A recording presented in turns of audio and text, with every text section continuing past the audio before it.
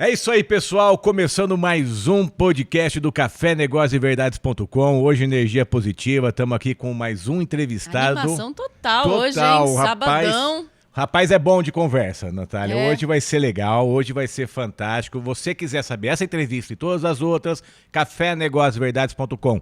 A entrevista dele vai ficar no ar em todas as redes sociais. E você, que é o nosso patrocinador, que a Natália vai falar, já desde já agradeço. E se você precisar da gente, entre em contato. E você queira patrocinar, entre em contato também, cafénegóciosverdades.com. Fala. É isso aí. Vamos então agradecer aqui o pessoal do Empório Abadesco, ó, sempre manda as melhores broas de milho, pão de queijo maravilhoso, lá com o Omar, né? Lá na rua Sergipe 451. Mandar um abraço pro Omar, pra esposa dele e pra todo o pessoal lá. O Omar desde o primeiro episódio com a gente, hein? É verdade. Muito assim obrigado. como o Merlin, desde o começo, desde a primeira temporada com a gente, ó.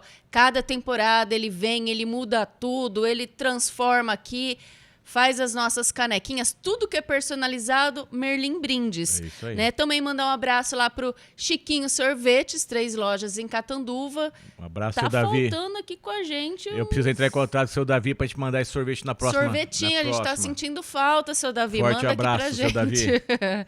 Mandar um abraço também pro pessoal da Zip Hub, pro Breno, que daqui a pouquinho ele vai falar, ele vai dar dica aí. Dica da Zip Hub do sistema, hein, gente? Muito bom do Marketplace. É isso mesmo. E o pessoal da Sky New, mandar um abraço lá pro Marcelo e o pessoal da Sky New, né? Então, se você quiser um plano, olha, tem planos a partir de R$ 79,90. Internet Muito rápida, barato, hein? rápida e segura e instalação grátis, hein, Natália? Tem também Mercavejo Brasil. Mandar um abraço lá pro Daniel e sua equipe. É isso aí, um abraço pro Daniel e sua equipe, mercavejo.com.br, marketing e publicidade. Estúdio, Ideia Estúdio Podcast, se você está precisando aí de fazer um podcast, também um vídeo institucional, comercial, fala com o Fernando. Um abraço pra Natália e pro Fernando. Obrigada.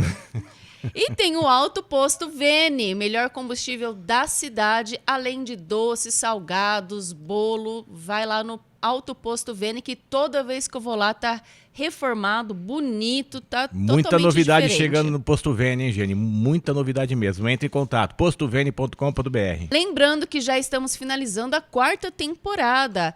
Então, semana que vem ou na próxima ainda tem mais um episódio e já estamos terminando, então, a 4ª temporada. E se você quer ser um patrocinador aqui, junto com essa galera, trazer seus produtos, traz seu produto aqui pra gente estar divulgando, mostrando, assim como o Omar sempre manda, a gente aproveita para comer, né, Dani? E aproveitando também, dizendo que graças aos patrocinadores que a gente consegue trazer todo mundo para entrevista sem cobrar, porque de aqui grátis.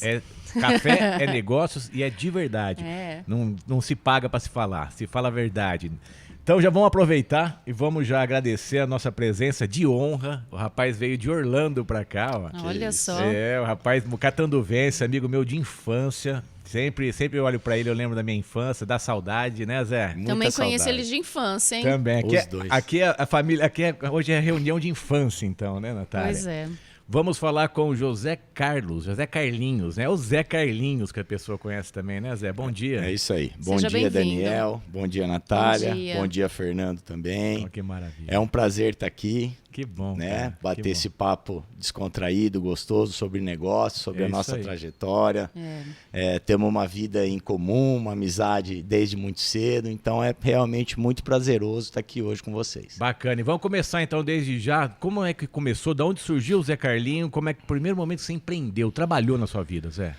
Daniel, eu vou separar um pouco, tá? Sim. O primeiro momento que eu empreendi do trabalho mais formal em si. É isso aí, começou a trabalhar. Eu comecei a empreender desde criança, porque eu já muito cedo eu trocava meus brinquedos, eu vendia meus brinquedos. Ah, é? Eu sempre fui empreendedor de criança. Eu nasci vendedor. Quantos anos mais ou menos você tinha que Com você lembra 7, disso? 8 anos eu já comecei a trocar bicicleta com vizinho. Meu A Deus gente do colecionava, eu não me recordo se o Daniel também, mas a gente colecionava naquela época, era comum, marcas de cigarro e Bolinha tal. de gude. Bolinha de gude. Então ali eu já comecei minhas negociações, né? Não tinha muito recurso para comprar e negociava. Então, Naquela época era tudo caro, né? tudo caro e a gente tinha uma vida simples, né? Então tinha que se virar. Então meu empreendedorismo, meu lado comercial, ele aflorou desde muito cedo. Desde pequeno mesmo. Desde pequeno. E partiu para onde, Zé? Como que você começou a lembrar? Olha, então assim, realmente meu primeiro negócio, né, envolvendo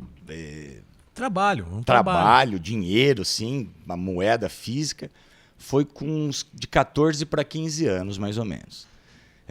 O meu tio, o irmão da minha mãe, chegou na minha mãe e falou: olha, Rita, descobri um lugar em São Paulo, que era 25 de março, que tem muita oportunidade. Meu tio também é bem, né, empreendedor e tal.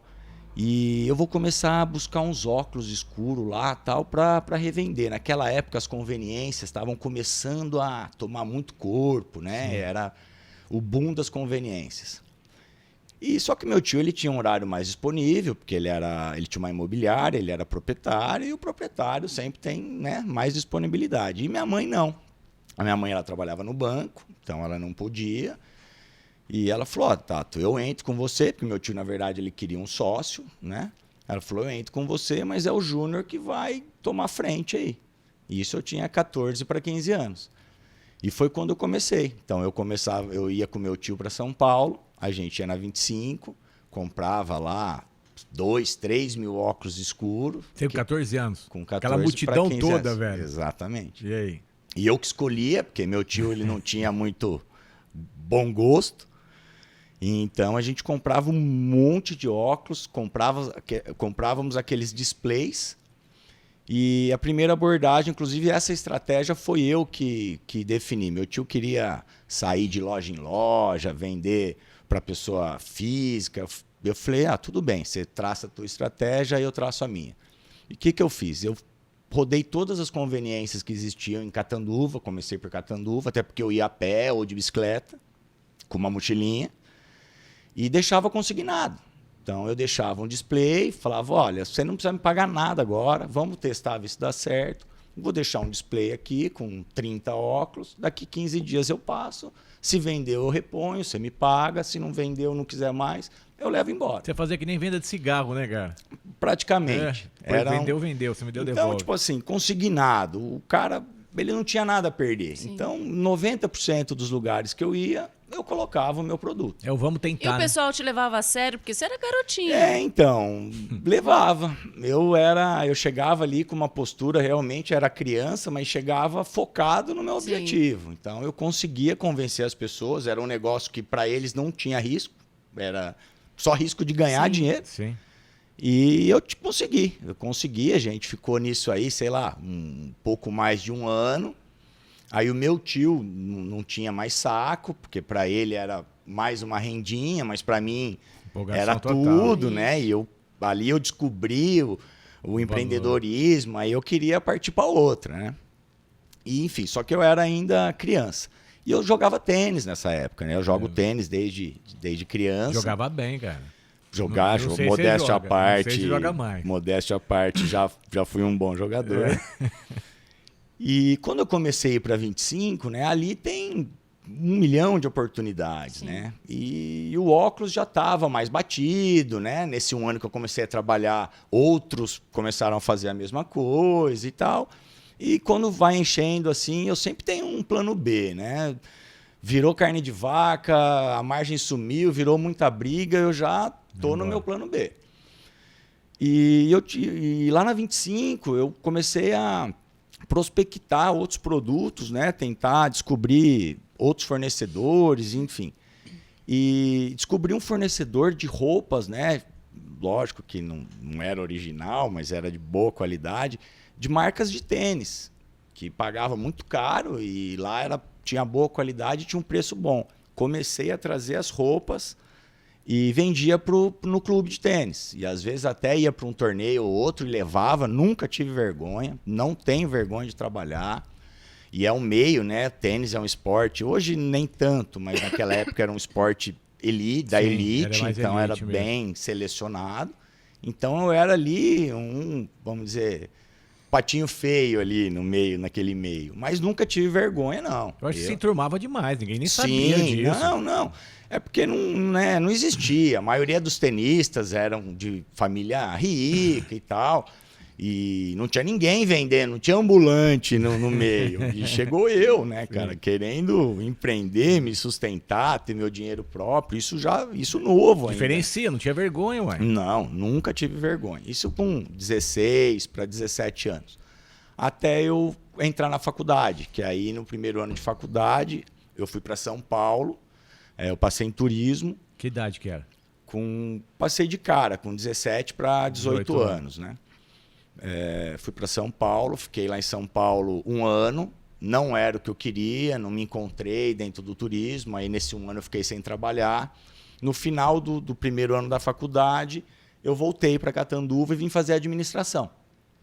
Aí eu já me encontrei mais, estava em casa, com a família, com os amigos, né, nossa cidade, e comecei a fazer administração. E ali eu comecei a procurar emprego. Né? Não sabia ainda, estava sem muito ideia e recurso, não tinha sem recurso nenhum. E aí arrumei um emprego na Matilate. Aí comecei a trabalhar na Matilate, na área de faturamento e logística.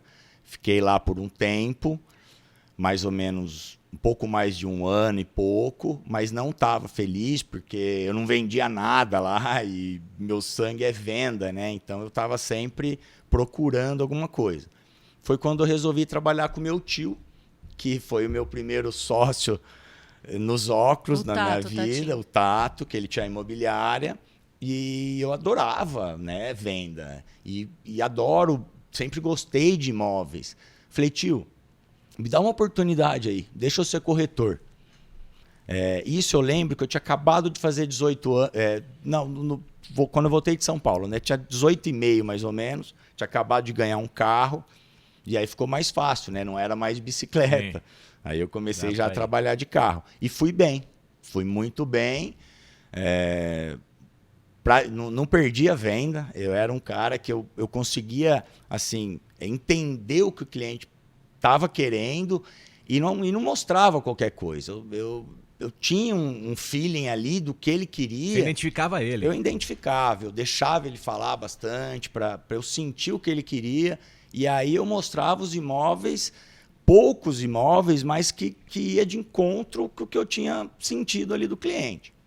Eu acho que isso sempre foi um ponto muito positivo para mim. Que é ouvir o cliente, que é ouvir o cliente. Entender a necessidade Exatamente. dele. Então, assim, o primeiro passo de uma negociação, para mim, é você entender 100% o que seu cliente está querendo para você oferecer para ele isso, o que ele está buscando. Bacana. Nem mais e nem menos. Talvez mais, mas menos jamais. Então, tiro certo mesmo. Tiro certo. Então, acho que esse passo foi um aprendizado muito importante, né, na minha vida, quando eu fui o corretor. Ficou quanto tempo de corretor? Uns 2 anos. E dali você partiu para que rumo? Dali, Daniel, eu sempre, né, eu sou um cara muito ansioso, sempre estou com 1000 negócios na cabeça. E ali eu falei, não, tava feliz ali, mas eu queria ter o meu negócio. E eu adorava assistir Pequenas Empresas, Grandes Negócios, de domingo, passava de manhã. Eu assistia todo domingo. Nossa. E assisti um domingo uma matéria falando de reciclagem, né? Que o Brasil estava começando a ter muito negócio de reciclagem e tal. Falei, tá aí, vou mexer com reciclagem. Só que não sabia, Daniel, nada do que estava por vir e do que eu ia fazer. Fiz uma pesquisa assim, bem rápida, queria começar logo e tal, e não tinha muito recurso. Então, o primeiro passo foi eu comprar um caminhãozinho e sair rodando, eu mesmo pegava o caminhão, saía rodando atrás de comprar qualquer tipo de sucata. Não tinha vergonha. Mas você ia nas empresas? Moleque, né? Sim. Eu ia geralmente nas empresas. Cheguei aí bastante em alguns leilões, né? As empresas elas fazem leilões. Mas, ô Natália, eu no começo, isso já foi numa fase um pouco mais avançada. No começo eu carregava ferro velho, papelão. Você jogava no caminhão e ia? Eu carregava. Eu carregava. Já cheguei em casa sujo, mas não tinha vergonha. Eu estava focado no meu objetivo. Eu sabia que aquilo era um negócio bom, que tinha potencial. Na realidade, você não focava naquilo lá, você focava no futuro. Eu não queria saber do que estava acontecendo ali na hora. Que eu queria chegar lá. Eu queria atingir meu objetivo. E tinha outras empresas, até ONGs que trabalhavam com isso naquela época? Poucas, né? Em Catanduva, se eu não me engano, acho que é o Luxo do Lixo que tinha. Que era do padre, né? Do padre Osvaldo. Era um projeto da prefeitura, com convênio com algumas empresas. Acho que o Maranhão também, na época, ajudava muito. Mas aí, no começo, essas pessoas, até eles me atrapalhavam, porque eu competia com eles a compra do material, né? Então, eles me atrapalhavam. Mas, em pouco tempo, eu passei disso. Eu comecei a comprar desses menores e revender para as indústrias que beneficiavam aquela sucata. Você tinha um local para guardar? Eu tinha um depósito. Aí, nisso, eu já tinha um caminhão um pouco maior. Já tinha, sei lá, 2, 3 funcionários. Então, era lucrativo. É um negócio maravilhoso, até hoje. Era um negócio bem lucrativo. O pessoal joga fora mesmo, querem saber.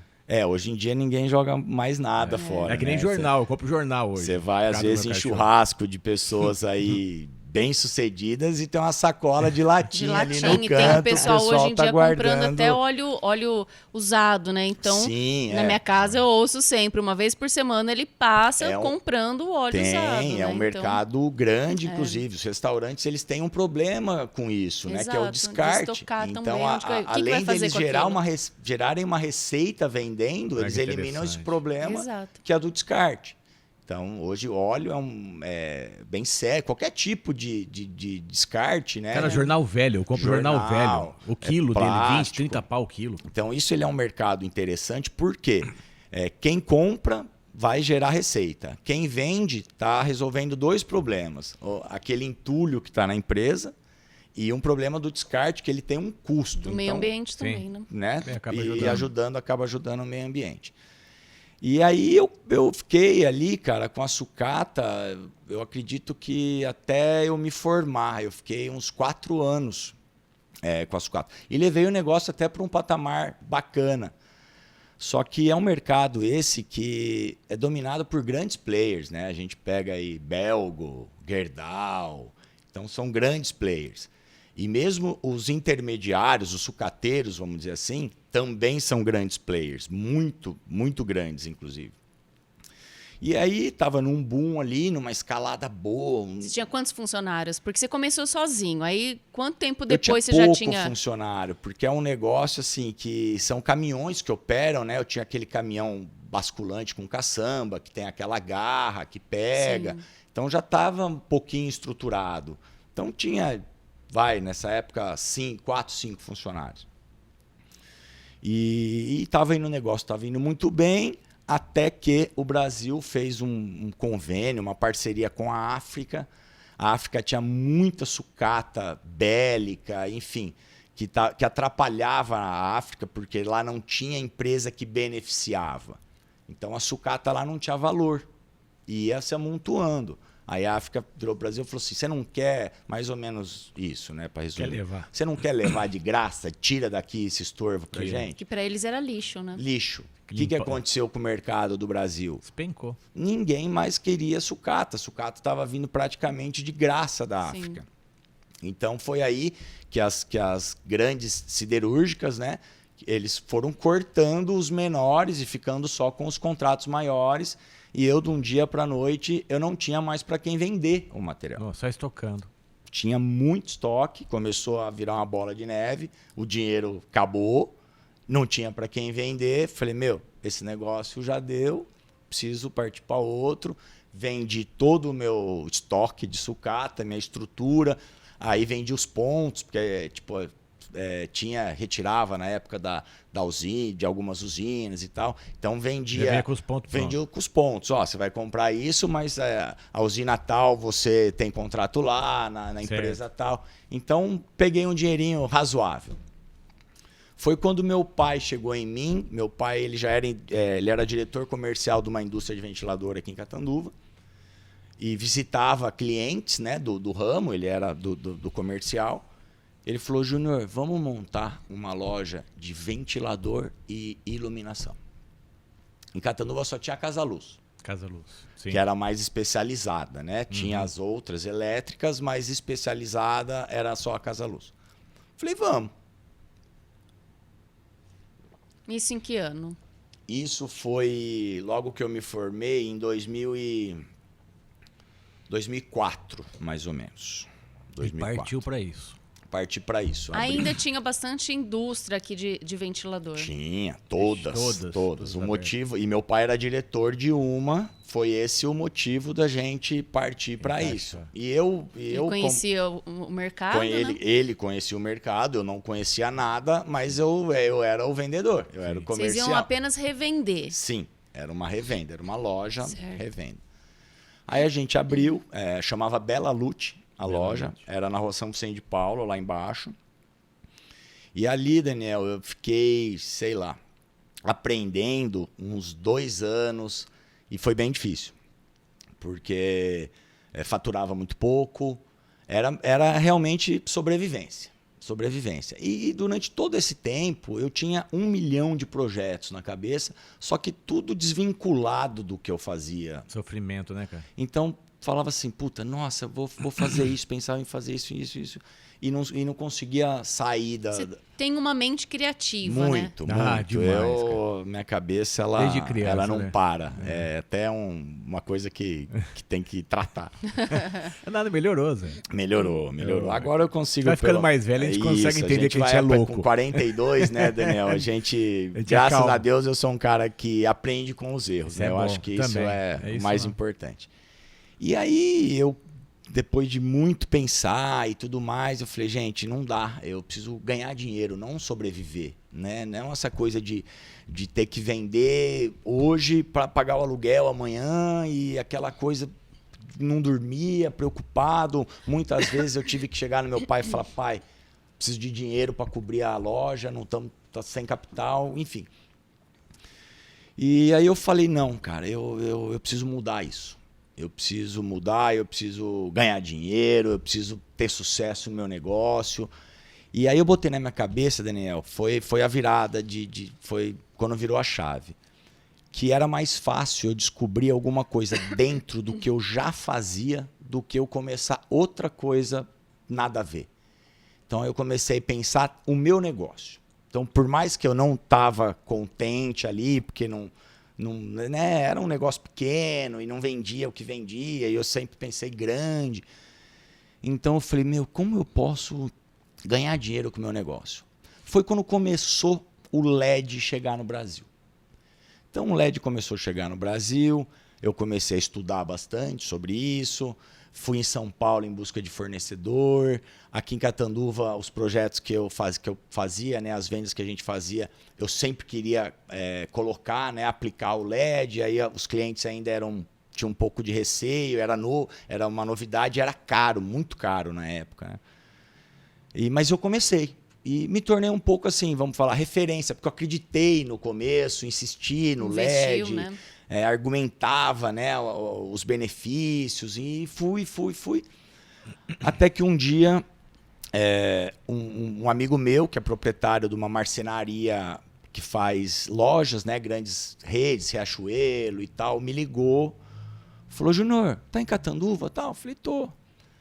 Ele falou, cara, eu tô com um pessoal da Riachuelo aqui, a gente tá com um projeto de LED, tal. E me falaram que você, né, tá mexendo com isso. Você não consegue dar um pulo aqui agora? Falei, o quê? Riachuelo? Caramba. Que é isso? Fernando, tô indo agora para ir. Foi o primeiro cliente. Na verdade, eu vou dar sequência, foi a grande virada da minha vida.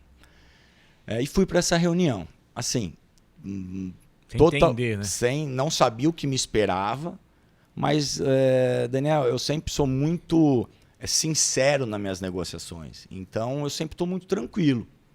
Porque se alguma coisa, por acaso, eu não souber alguma coisa, eu sou humilde o suficiente para falar, olha, essa informação agora eu não tenho, mas eu vou buscar e te retorno o quão mais breve possível e com a maior qualidade possível de retorno. Enfim, fui para essa reunião, cheguei lá, né, não sabia o que me esperava, o tamanho do projeto em si. Cheguei lá, tinha uma turma de diretor e arquiteto e design. E, puta, falei, meu Deus do céu. Cheguei, postura, sentei, oi, boa tarde, vamos lá, não sei o quê. E me apresentaram um projeto que era, tipo, muito grande, muito grande. Se desse certo o projeto, no final deu, né? Era praticamente assim, o que eu faturava por mês na época era um faturamento de 2 anos. Olha só. Numa negociação. Primeiro e grande cliente. Primeiro cliente grande. Aí é cliente ainda até hoje, tá? Já faz 14 anos. Olha só. Aí, que aconteceu? Eu comprava esse material no Brasil, né?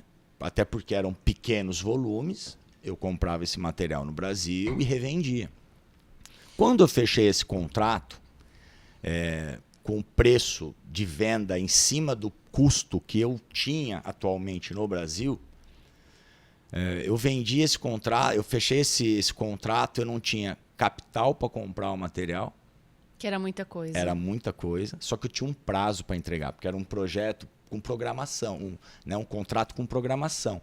Então eu tinha um prazo para entregar. E não dava, por exemplo, para comprar da China? Não, dava para comprar. O mais fácil era eu comprar.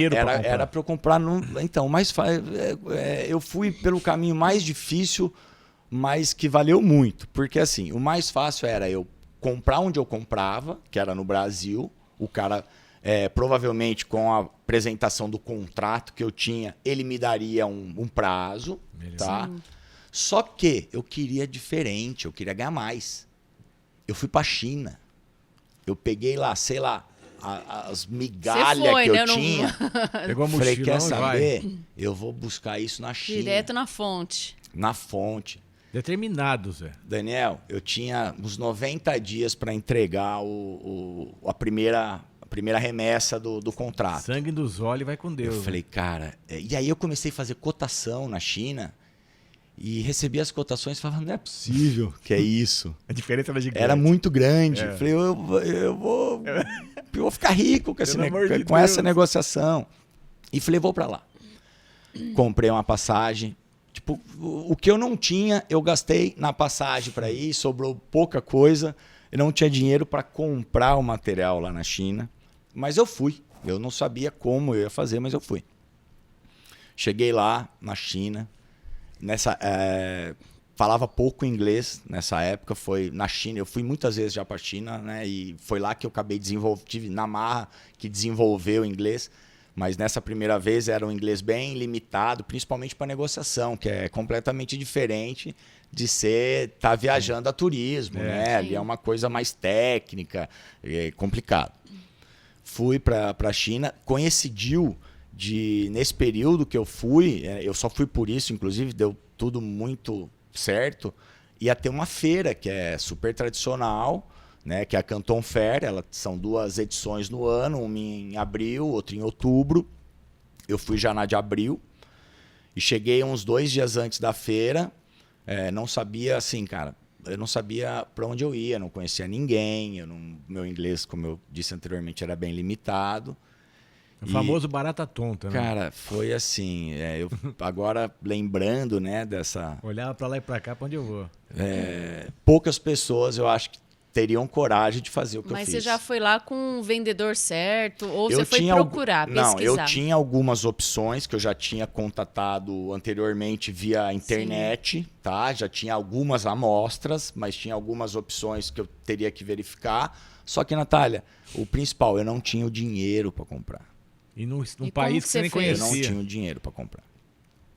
E aí, acho que não tem como não falar, né? Deus, quando quer, ele provém. Eu cheguei na China, eu desci em Hong Kong, que é uma ilha próxima ali, né? E tinha que pegar um ferry boat, um navio de 40 minutos para ir para Guangzhou, que é a cidade que ocorre a feira. E aí eu tô nesse navio conversando, acho que devia estar conversando no celular alguma coisa em português, encostou um chinesinho do lado e falou, Brasil, Brasil? Eu falei, Brasil. Ele falou, E com muita dificuldade ele de falar, e ele não falava nem português e nem inglês. Juntava Então foi assim, foi aquela coisa de gestual e tradutor no celular, enfim. E esse cara, ele estava vindo também do Brasil, com a mulher e com um filho pequeno. E ele era um chinês playboy, vamos dizer assim, né? Que quando ele tinha... hoje ele deve ter uns 50, mas quando ele tinha 18, ele morou no Rio de Janeiro por um tempo e tal. Então ele gosta muito do Brasil, por isso que ele estava voltando do Brasil de férias. E aí o cara, muito atencioso, perguntou onde eu estava indo, o que eu tinha de fazer na China, e eu tentando explicar para ele com muita dificuldade ali e tal. Mostrei o hotel que eu ia ficar. Eu entendi que ele falou assim, eu vou te acompanhar. Aí deu o navio chegou, tinha um outro trecho de metrô, entramos todo mundo no metrô, eu com 2, 3 malas, esse chinês com a mulher e com um filho pequeno, ele devia ter na época o menino uns 6, 7 anos, com mais umas 8 malas. E andamos umas 2 estações assim, abriu a porta, ele empurrou a mulher dele e o filho com todas as malas e tipo, eu não entendi o que ele falou, mas ele deve ter falado, vou levar ele e já eu volto. E eu não sabia, cara, o nome do cara, eu até chamo ele... Esse cara vai me sequestrar aqui, velho. A gente deu um apelido. Eu não nem pensou em nada, cara. Eu não pensei nisso. Hoje em dia, eu entendo completamente, porque o chinês, ele é muito atencioso. Entendi. Ele é carente, ele gosta de pegar, ele gosta de ajudar. Olha que legal. Eu adoro os chineses, falar a verdade. Muito tá? bom, muito Ainda bom mais você com falar turista, isso. né? Muito legal, eles recebem bem. Claro que tem as exceções, como em Todo lugar, né? Mas, no geral, eles são muito prestativos. Puxa, que bacana você falar isso. Só que eu não sabia até então. Então, eu tava ali, foi um risco, né, que eu corri. Até porque não tinha o que eu falar pro cara, falar, não, vai pra lá. Você não tinha o que fazer também, não você tava numa caça. Não, primeiro, a viagem, Daniel, praticamente você fica 2 dias em trânsito sem tomar banho, dormindo mal. Então, ali naquele momento, eu era um zumbi. É uma vida louca. Cheirando mal, querendo tomar um banho. E esse carinha, ele é meu amigo até hoje, tá? Ele tem, sei lá, 1,5 m no máximo. Chega 1,5 m lá falar com você. E falando sem parar, e eu não entendia nada, tal. Aí ele dispensou a família numa estação, andamos mais umas 3, era o hotel, descemos, tal. Ele me ajudou, fez questão de ir até no check-in. Mas ele fez isso pra ajudar mesmo? Eu também tava avisando aí $1, alguma Natália, coisa? Nada. Ele gostou de você na conversa. Ele gostou muito. Ele é responsável também pelo meu começo. E tá? aí? Aí ele me deixou, isso era umas 3 horas da tarde, mais ou menos. Eu, cara, zoado, né? 2 dias, porque assim, são 2 trechos de viagem. O primeiro de 12 horas e o segundo de 14. Então, fora a escala e fora a gente que mora 4 horas de São Paulo. Então, 4 para ir de casa até São Paulo, aí um voo de 12, uma escala geralmente de 4, 6, mais um voo de 14, mais o navio, o metrô. Eu já cheguei a ficar, Daniel, em uma delas, 48 horas viajando. Nossa. Tá? Com a mesma roupa, no máximo trocando uma cueca num aeroporto, uma meia, Que coisa. enfim. Mas banho, sem banho. Aí o cara me deixou no hotel, umas 4 horas da tarde, falou assim, 7 horas eu volto pra te buscar que eu vou te levar pra jantar. Falei, não, cara, não volta não, eu tô cansado, eu preciso dormir. Amanhã você pode vir, a gente conversa e tal, mas eu não preciso, eu não vou jantar, eu preciso dormir. Tchau. Não adiantou eu falar, né? Deu 7h30, eu desmaio. Não é que eu tava desmaiado, eu tinha morrido praticamente. Morreu. Acordo com um murro na porta. Porque acho que o pessoal da portaria interfonou, eu tava desmaiado ali. E ele subiu, cara, chinês, e convenceu o pessoal lá e subiu no quarto e Que é isso? bateu na porta, me acordou, entrou no quarto, vai. Parecia que a gente era amigo de infância, de décadas, né? Olha só. Aí esse cara me pegou, né, não tinha o que fazer, tomei um banho e tal. E fui sair com ele. A hora que eu cheguei lá fora, o cara numa BMW X7 Nossa. com roda dourada, aquele bem chinês, ostentação. Nossa, Zé. Foi aí que eu falei, opa, Onde eu tô? quem é esse cara, né? Tal. Mas Já já tô não me tinha, metendo. não tinha mais volta. Eu falei, eu vou começar a descobrir agora no jantar. Seja que Deus quiser, né? Eu vou montar nesse carro, né? E vou tentar descobrir quem que é esse cara. E aí a gente foi jantar, foi bem gostoso. Ele foi sozinho, ele não levou a esposa e ninguém. E a gente conversou bastante. Aí ele me explicou que ele era empresário, bem sucedido, tinha uma rede de hotéis, tinha uma rede de restaurante, enfim, tinha vários negócios. E aí ele me perguntou, né? A gente se aprofundou mais no que eu tinha ido fazer lá e tal. Ele falou assim, olha, eu vou pra feira com você amanhã, eu não trabalho, eu sou... Nossa, né? mas ele gostou mesmo. Ô, Inacreditável. Isso aí é um filme mexicano, não, chinês. Filme chinês. Ele me tem como um filho, assim. Olha E eu só. tenho ele como meu pai chinês. Olha que Faz um coisa, tempinho que cara. a gente tá sem contato, mas sempre que eu vou pra lá, eu falo Deng. Eu chamo ele de Deng, porque o nome dele é muito difícil, a pronúncia. Deng. E aí meu irmão, puta, é até uma sacanagem, ele não pode saber da onde, né? Mas Deng é por causa do mosquitinho da Deng. E que ele parece um... Ele é mirradinho, assim. Ele é pequenininho, né? Parece um mosquitinho. Aí eu falei, ô Deng, olha, né? Pode me acompanhar amanhã, não tem problema nenhum. Ele, que horas é a feira? Eu, sei lá, começa às 10 e tal. 9h30 eu tô aqui. Falei, não, eu preciso dormir um pouco, cara. Eu tava O cara não quer cansado, dormir. né? Falei, eu preciso dormir um pouco e tal. Aí esse cara chegou no outro dia, me buscou, nós fomos pra feira e tal. E começamos a contactar e não sei o quê. E na verdade, assim, eu tinha pequena parte do dinheiro. Né? Porque, assim, quando você faz uma importação, você paga uma parte adiantado para a importação, para a produção começar a ser feita, aí eles embarcam, aí tem duas modalidades, né? Ou você paga no embarque, ou você paga no Brasil quando desembaraça, né? Então, quando o cara tem uma confiança maior, ele deixa você pagar a hora que chega aqui. Tá, é com o tempo, então. E o que aconteceu? Esse cara foi lá, ele era muito rico, conhecido. E, ele funcionou meio que como um avalista para mim. Barbaridade. Então ele chegou, ele falou, você resolveu de quem você quer comprar? Eu falei, resolvi, é desse fornecedor. Ele falou, então deixa comigo agora. Chegou lá, fez. Que ele chegou e falou assim, tá feito. Negociação tá feita, você tem tanto para pagar? Eu falei, tenho. Quando chegar lá, você tem mais um pouco? Eu falei, tenho. Não tinha, não sabia como eu ia fazer, mas eu falei, tenho. Eu sei que eu tinha um prazo. Eu falei, eu penso durante esse prazo, eu penso como fazer isso. E fiz essa importação e o lucro foi muito grande na primeira importação. E eu consegui assim, formar um capitalzinho de giro com uma negociação.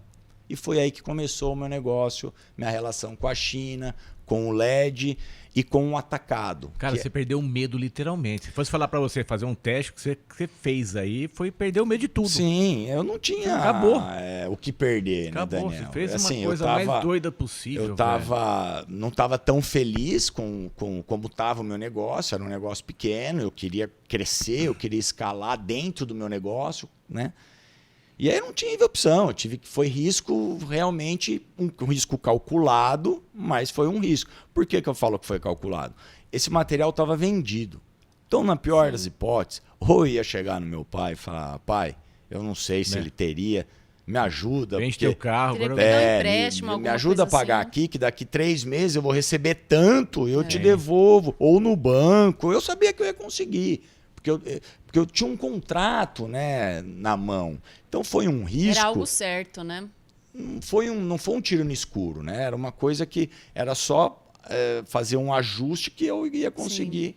Você tinha como provar. Sim. Tinha como provar que aquilo lá poderia dar certo. Exato, que Ô, eu ia Zé, receber. Você quer meu dinheiro? Você prova? Tá aqui. Daniel, quando me você empresta faz aqui Isso. 50 mil, porque eu vou receber daqui 2 meses 200. Você tem como provar. E eu te devolvo 60 se 60. for o caso. O duro é quando Então, você vai lá, faz tudo isso e não tem nada certo, né? Não tem um contrato, não exato. sabe se Quem vai que dar vai certo ou não, tá só emprestar dinheiro investindo. para né? alguém, exato. Natália? Sem o banco, ele só empresta dinheiro para quem ele sabe que ele vai receber. Sim. Senão ele não empresta. Por isso que as empresas grandes, elas têm muito mais facilidade. A empresa tem um monte de grana no caixa e ela consegue pegar dinheiro emprestado. Porque ela quer dinheiro teu. E Sim. quem realmente precisa não consegue. Então é isso. Porcaria. O mercado, ele oferece dinheiro para quem ele acredita que vai pagar de volta. Sim. E aí, cara, eu fiz essa negociação, voltei pro Brasil, deu um tempinho, chegou esse material, cumpri o contrato, foi bem legal, cumpri com excelência. E aí eu falei, é isso. Eu vou montar uma marca, vou criar uma marca minha, vou começar a importar produto da China e vou vender para lojista. Por quê, Daniel? Para você fazer importação valer a pena, é volume. Volume. Containers, né? Container, né? Container. Então a China é assim, se o cara te passa uma tabela de preço, olha, até 1.000 peças custa X, acima de 1.000 custa meio X e acima de 50 mil custa 1/3 de X. Então, quanto mais você compra, mais barato fica e aí você Concorrência se é torna tua. competitivo. Sim. E aí eu falei, tá bom, mas vou importar isso, grande quantidade, e na loja eu não consigo, eu faturo pouquíssimo. Não dá para vender essa quantidade no varejo. Eu preciso criar uma estrutura para vender isso no atacado. Tá bom, criei a estrutura. A estrutura era eu e uma Saveiro, uma Fiorino, enfim. No começo eu mesmo saía e era um produto que tinha valor agregado alto. Então, assim, eu carregava numa Saveiro volume pequeno com grande valor agregado. Eu carregava minha Saveiro e saía, cara. Não sabia nem para onde eu ia. Eu puxava ali antes, uma pesquisa, alguns clientes que eu achava, porque naquela época não tinha, a informação não era tão fácil assim. E saía viajando assim, de Catanduva, ia daqui e parava no litoral. Parava e muitos lojistas nem conhecia ainda o LED e convencia os caras. Quem eu acreditava que tinha potencial, eu deixava mesmo o cara não comprava, falava, vou te deixar um rolo aqui, meu cartão, e se um dia você tiver interesse em comprar, você me liga. E comecei, cara, sozinho, com carro e tal. A coisa começou a escalar, começou a dar certo. Na época tinha pouquíssimas pessoas que importavam LED, então tinha uma margem muito boa. E aí eu falei, não, sozinho eu não consigo, eu preciso ficar lá, cuidar da estrutura, da gestão, e vou pôr vendedores na ponta. E contratei uma equipe de representante. E aí o negócio foi escalando, e é isso, a gente está aí hoje, graças a Deus, já consolidado no mercado, desde Vocês fazem também venda online. Sim, vou chegar ali. Então a gente está consolidado com esse negócio de distribuição para lojistas já desde 2004, 2005. E aí, para concluir aqui a Natália, quando deu 2017, 2018, o e-commerce começou a tomar corpo, E eu tinha grandes clientes que tinham lojas virtuais. Eu falei, puta merda, cara, esse cara tá comprando um monte comigo e vende tudo isso na internet. Aí vinha outro cara e comprava mais um monte. Eu falava, será que vende tudo isso na internet? Por que eu não experimento também isso aqui? Mas você não tava com o risco de perder o vendedor? Ô, Daniel, o comprador? assim, ó, eu sempre dividi muito bem e eu tinha uma margem boa, que o preço que eu vendia para o meu cliente, eu dava margem para ele vender no mesmo preço que eu vendia para o consumidor final na internet. Legal. Então, assim, e eu nunca, pelo contrário, até hoje ocorre isso, hoje as empresas são separadas, mas ocorre isso, e meus clientes, eles vendem mais barato que eu o meu produto na internet. Então, eu vendo para você te dou uma margem para você vender e deixo você vender. Deixo não, né? Te dou condições de você vender ele com uma boa margem e mais barato do que eu. Então, nunca tive problema com Legal. isso por isso. Legal. Não estrago o mercado. É isso que as pessoas precisam saber. Exatamente. Eu acho que a gente tem que ter uma relação saudável com nossos clientes, né? Não adianta... É uma coisa que eu prezo muito. Eu não...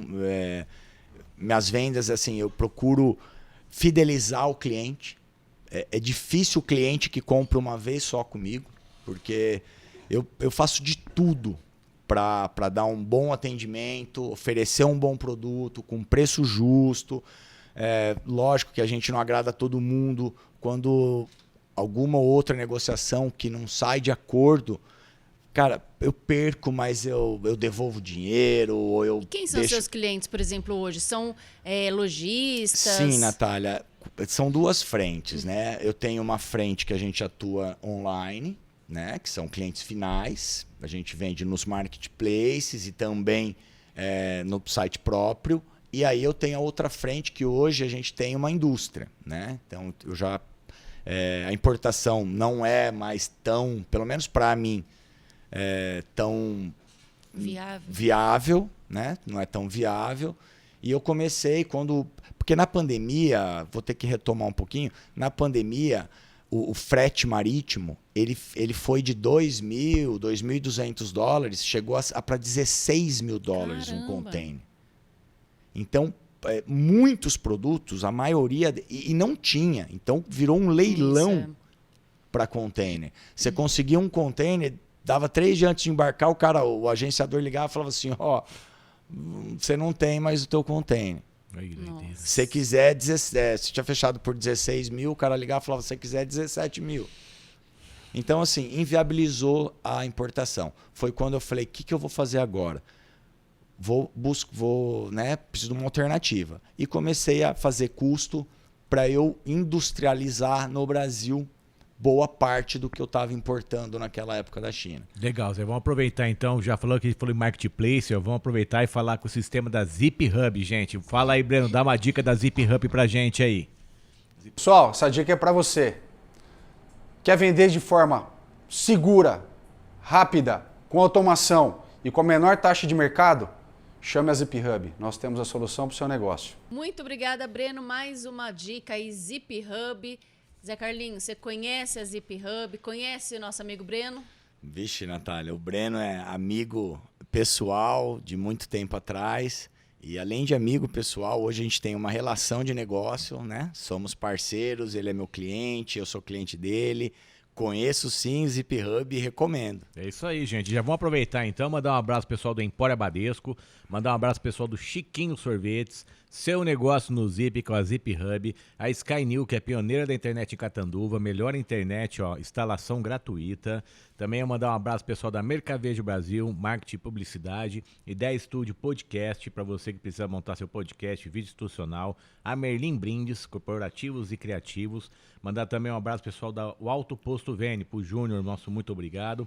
É isso aí. Então, queria que você continuasse aí, o papo tá bom. Você parou de importar lá da China, como que foi? É um outro passo esse, né? Sim, sim, Natália. Eu até fiquei preocupado, né, no começo. Não sabia se eu ia ter condições de ter o mesmo custo da importação, né? Eu falei, puta, o que eu vou fazer agora e tal. Mas aí com muito trabalho, né? Eu sempre não tenho preguiça de trabalhar, sempre trabalhei bastante, trabalho bastante até hoje e vou trabalhar por muito tempo ainda. É gostoso. Não tem nada. Quando a gente gosta, né, Daniel? Se bom. torna prazeroso, Dia a né? dia. Não é trabalho, né? É prazer, né? E aí eu comecei, Natália.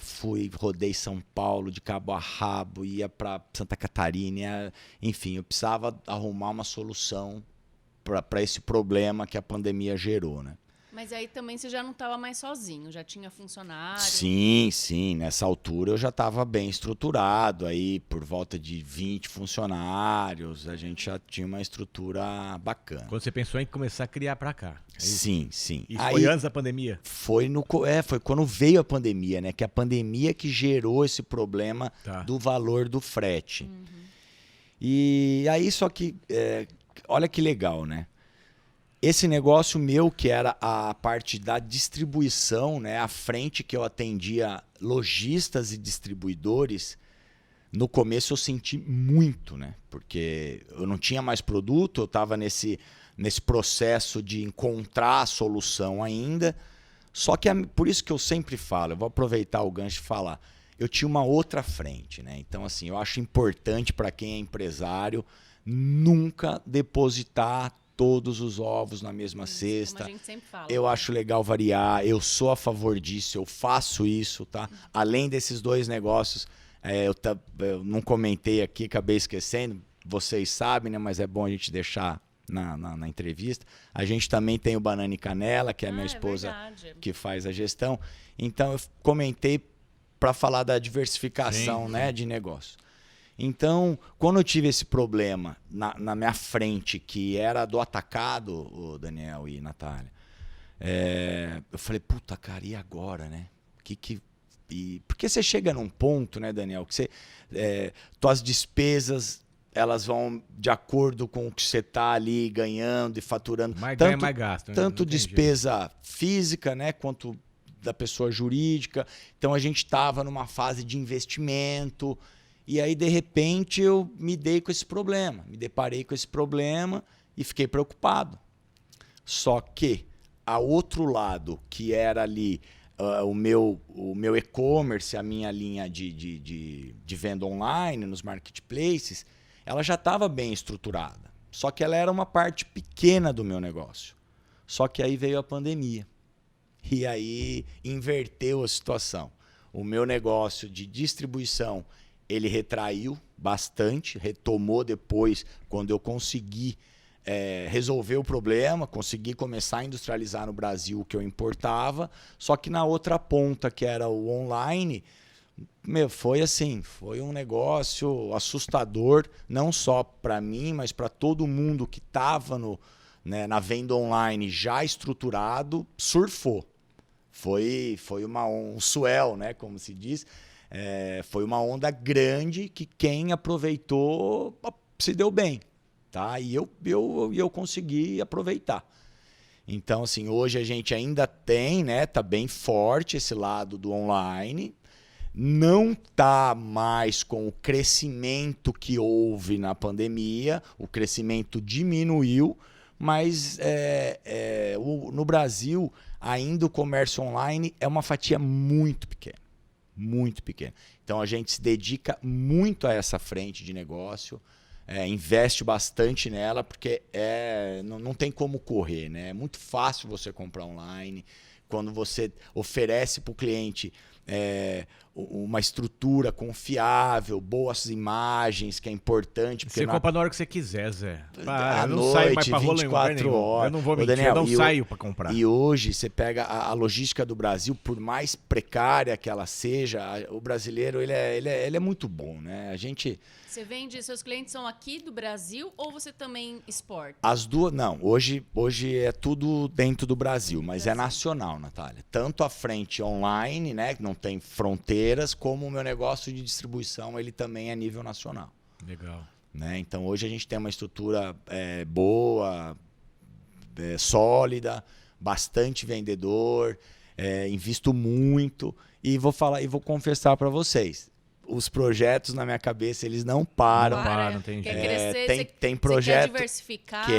Quero crescer, quero criar novas frentes. Existem frentes diferentes do que eu atuo hoje, já no forno. Você já está indo para o lado do investidor também? A pessoa que tem uma boa ideia, procura o Zé, que ele já pode até investir ou não? Ô, Daniel, eu ainda não... eu prefiro, cara... tentar sozinho, seguir com as minhas ideias. Hoje eu estou um pouco mais aberto a parcerias, mas sociedade é uma coisa que eu não gosto muito. Eu sou um cara assim, eu sou fácil para se relacionar, mas eu já tive sociedade. Você gosta da tua maneira, né, Zé? Cara, eu acho... do teu jeito. Eu acho que a sociedade, só se não tiver como, ou se as pessoas elas se completarem, tem que ter um afinamento muito bom para você conseguir levar uma sociedade sem atrito e sem estresse, né? Por Eu exemplo, prefiro você não. comentou que você tem outras frentes aí, né? Sim. Tem, por exemplo, o Banana e Canela, que Sim. é sua mulher que hoje Sim. está Sim. responsável ali. Quando que nasceu? O Banana e Canela, Natália, ele foi engraçado, porque assim, é exatamente isso. Eu sou um cara que, de toda situação, eu tento ver uma oportunidade. Né? Eu tô aqui conversando e Zé claro Carlinho, que tô podcast focado. daqui a pouco, hein? Não vou ser concorrente. Mas de repente alguma coisa, Daniel, que eu veja que falta no Falta aqui, no entendi. estúdio, tô vendo as luzes, então Já eu tá tô antenado Vai vender, vai pra vender. tudo.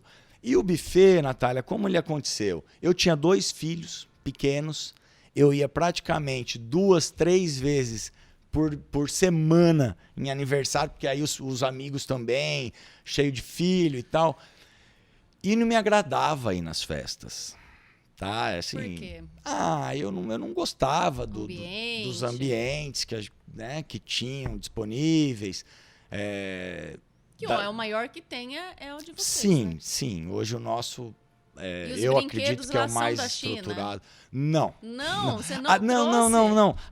Acredito que tem bastante coisa da China ali, mas não foi importação nossa. Certo. Então, isso eu comprei no Brasil. E aí a gente ia em festa 2, 3 vezes por semana e chegou uma hora que eu não queria mais ir. Eu falei, Camila, você vai sozinha. Eu não vou mais nessa festa. Salgadinho gelado. Eu odeio comida gelada, Daniel. Esse negócio, essas pessoas que comem pizza da geladeira, eu tenho Mas nem pavor. comida Tem que ser japonesa? bem Não, atendido, não, né? não. Ah, então O que tá. é gelado é gelado, o que é Entendi. quente é quente. Certo. Então, assim, puta, salgadinho gelado, Aí cerveja quente. Eu gosto de tomar uma cervejinha, né? Então, cerveja quente.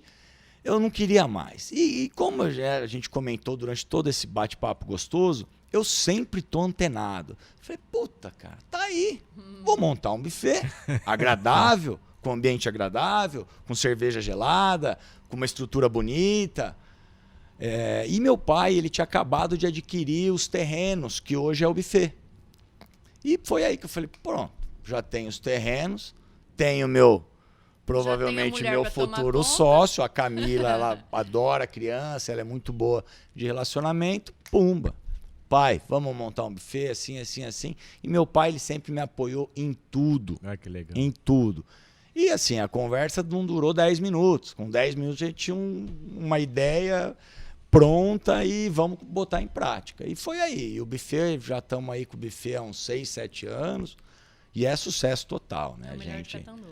Hoje em dia, se alguém quiser fazer uma festa lá, Manda em contato. procura com antecedência. Tem site, alguma coisa? Como que acha? Ô, Daniel, nas redes sociais Redes você sociais. consegue encontrar e ali tem as maneiras de contatar. Banana e Canela, Banana e Catanduva. Canela em Catanduva. Zé, aproveitando então, cara, olhando pra você no teu passado, lá aquele menininho que andava de patinete comigo do Barão. Na Praça do Na Barão. Praça do Barão, caía, levantava, jogava bola Bons na praça, tempos, hein, subia Daniel? na goiabeira.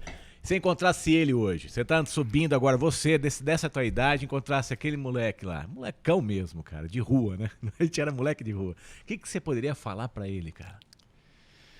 Daniel, modéstia à parte, procuro ser sempre uma pessoa humilde, né? Mas eu acho que eu falaria pra ele assim, quem diria, hein?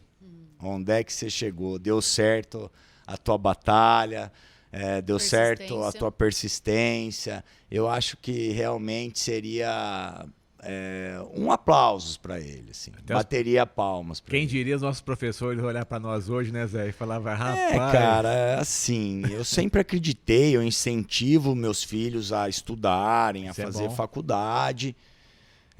Mas, como eu falei no começo, né, eu sempre tive esse lado comercial, empreendedor. Então, eu sempre soube que um dia eu conquistaria os meus objetivos Legal. e que não, assim, e que ia sair da minha experiência de vida, assim. A escola, eu acho Sim. que ela te ajuda, né, a você Todo mundo enfim. tem um destino, né, cara? Se você encontrar ele, você vai. Mas Não é a eu não escola quem faz a via. pessoa. É. Exato. Sim. Eu não via a faculdade como a minha salvação. Ah, acabar a faculdade, eu vou pegar meu diploma e minha vida tá resolvida. É isso aí. Então, Mas é muito, Zé. Eu acho que a Natália concorda comigo também. Não é na escola, não é a prova. Você vai fazer Não, prova. não, Eu odeio não é. prova, cara. Você falava que você me dá uma prova, cara, me dá desespero, prova. Mas me dá uma coisa pra fazer na prática. Eu faço com você. exatamente. Daniel, na nossa época, na prova, a gente acordava 5 horas da manhã para estudar, e dormia de novo e não estudava. Era ansiedade de brincar, jogar bola o tempo inteiro, fazer esporte. Era Não, isso, Até cara. que, assim, agora a gente já tá bem no finalzinho do programa, que você desse uma dica pro pessoal, principalmente os jovens que querem empreender, né? Então, igual você começou lá atrás, com mais ou menos uns 14 anos, vendendo óculos. Ah, então eu tô ouvindo aqui falar de LED, vou começar a comprar do Carlinhos. Qual que é a dica que você dá para esse pessoal jovem que quer empreender? Ô, Natália, a minha dica é assim, ó, é ter um objetivo claro, né? Identificar o que a pessoa gosta, porque isso vai facilitar ela a buscar isso daí, né? A gente comentou, quando você gosta de uma coisa, você tem mais prazer, você tem mais disposição, você tem mais vontade, você vai se dedicar muito mais. Então é encontrar o que você gosta de fazer, buscar e não desistir. E assim, outros projetos, eles podem estar ali na sua cabeça ao mesmo tempo. Só que não dá para a gente executar todos de uma vez só. Então, um projeto, pelo menos, o que você achar que é o mais importante para você, que você tem uma afinidade maior e que você acredita, foca nele, pelo menos. Dá um foco, persiste, busca.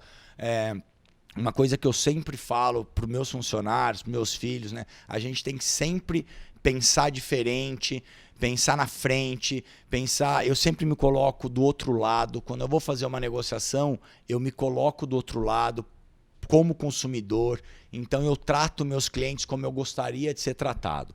Mas o principal é isso, é fazer o que gosta, não desistir e de determinação. E buscar, Natália. Não existe milagre, não existe nada disso. O que existe é esforço, é trabalho, é vontade e fazer bem feito. E o que é sucesso, Zé? Aproveitando sucesso hoje pra você. Hoje, olhando hoje. O que é sucesso? Daniel, sucesso pra mim hoje, ele não está relacionado a dinheiro, tá? Ele está relacionado a estabilidade emocional, financeira, mas não assim, excesso de dinheiro. Engloba tudo, é uma paz interna. É uma base. É uma busca. É você conseguir conquistar, você traçar um objetivo, fazer um planejamento e atingir e conquistar, isso é sucesso.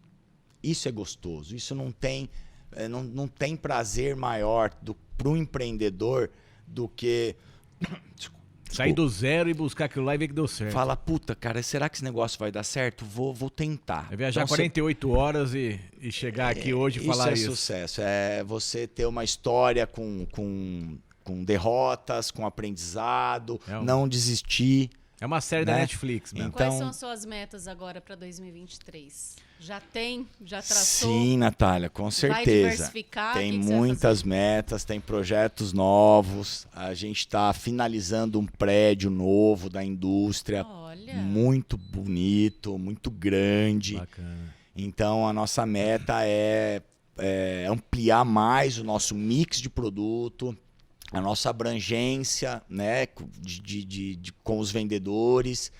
E tem alguns outros projetos, um está bem adiantado, esse eu ainda vou guardar para uma próxima, bacana, Zé. Para um próximo bate-papo. Segura. Esse eu preciso até segurar. Queria que você passasse aí o contato, como que o pessoal te acha seus produtos, site. Na verdade, Natália, a gente não tem um atendimento para pessoa física pessoalmente, né? Então, se alguma pessoa física quiser comprar nossos produtos, entra no nosso site, que é www.noviled.com.br, ou se for um lojista, pode ser inclusive através do contato do site, né? A gente vai direcionar para a equipe que atende os lojistas. Muito bom. Tá? Zé, só tenho que agradecer, cara, tua presença aqui. Eu tenho um carinho por você muito grande desde a infância. Boa. Então, Tá aqui com você aqui faz eu lembrar de muita coisa do passado, ver você aqui hoje, saber que você cresceu, assim como muitos amigos que estão vindo aqui, fiz questão de convidar e nenhum negou. Então aqui, ó, um brinde pra você do Café Negócio de Verdade, pra você vender mais o mousepad. Que legal. E essa é uma mensagem realmente que eu acho que gostaria que você falasse aí no microfone pra deixar guardado. Esse aqui eu vou deixar até aberto. Aqui, olha, antes de eu ler a mensagem aqui, eu queria agradecer ao Daniel, como ele disse aí, a gente é amigo de infância, a Natália também, tivemos uma boa infância juntos ali também, por causa das avós que moravam perto. O Fernando também é conhecido de longa data. Foi um prazer estar aqui, é uma honra estar aqui, Daniel. A gente é amigo de pelo menos 35 anos. Eu acho, pelo menos. Eu acho que eu te entreguei tua idade. E a minha também. Tô com 42, não tem problema. Estamos bem, Zé. Eu tenho a mesma idade que você. Nós estamos bem demais. Então... Eu também quero aproveitar e mandar um abraço aí para toda a sua família, né? Conheço todos eles. Mandar um abraço, que eles vão estar assistindo, a mãe, o pai. A mãe é coruja, tios, né? Então, mandar um abraço aí. Tem que agradecer a mãe que lembrou de todas as datas, né, Zé? É isso aí, minha mãe ajudou. Natália, vou passar o abraço, vai ser recíproco, com certeza eles vão mandar um abraço de volta para você, para sua família também, tá? Obrigado, pessoal, aqui. Obrigado a mensagem a todo tem mundo. todo sentido aí, Zé, pra você. Eu vou ler a mensagem, então, aqui, pessoal. Muito obrigado aos telespectadores aí. A vida não é sobre ter. É sobre dar e ser. É pensar sempre além do esperado, é mergulhar de cabeça nas oportunidades que aparecem no seu caminho. Sua participação fez toda a diferença em nossa trajetória e de muitos. Aproveite e tome um café. Natália e Daniel. Isso aí, gente, realmente foi uma delícia bater esse papo. Eu tava um pouco nervoso, mas né, você Daniel? viu que você deslanchou, cara. Vendedor. Vendedor, né? Na hora H não falha, né? É isso aí, gente. Você quer saber mais entrevistas do Zé aqui, ó, cafénegóciosdeverdades.com. Vai ter a página oficial do Zé lá, com os cortes dele. Além dele, tem vários outros que passaram. Natália, ao todo, nós vamos fechar a quarta temporada com 48 entrevistados, hein, cara? Pra quem quer começar só 12. Quinta, hein? A gente vai começar só com 12, Zé. Estamos com 48. Ô, Daniel, preciso confessar uma coisa aqui. Eu já assisti muitos dos seus programas e falava, porque sinceramente eu pensava já cheguei a pensar na possibilidade, né? Eu falei, será que o Daniel um dia vai me chamar? Ou será que eu vou ter coragem de ir lá? Porque, por incrível que pareça, eu confessei isso para vocês anteriormente à entrevista, eu ainda tenho uma certa timidez. Mas, cara, foi muito bacana. Todo mundo que sai daqui sai assim, cara. É um prazer dividir a história. E tomara que a gente consiga inspirar algumas pessoas, né? Porque a vida nem sempre ela é tão fácil. O que a gente não pode é desistir. E a gente acaba esquecendo do nosso passado, Zé. Com certeza. E só quer ficar focando no futuro. Por isso que é bom, né? Encontrar amigos de infância, histórias do passado vêm à cabeça muito, é uma nostalgia maravilhosa. Ó, gente, tem que deixar registrado que aí os Zé Carlinhos vão parar em São Paulo, foram jogar bola com o time do Rivelino e goleamos ele, hein? Ganhamos. Nós temos foto aí, ó, no clube de tênis. O clube de tênis tinha que colocar nessa foto lá. Daniel, eu não sei até hoje como nenhum clube europeu contratou a gente. Porque, pô, a gente merecia, né, cara? Temos 5-1 dos caras lá, cara. Foi legal. É inesquecível, né? Inesquecível. É isso aí, gente. Café Negócio e Verdades fica por aqui. Você assista. Um ótimo fim de semana aí a todos. Muito obrigado a todos. Até mais. É isso aí, Zé.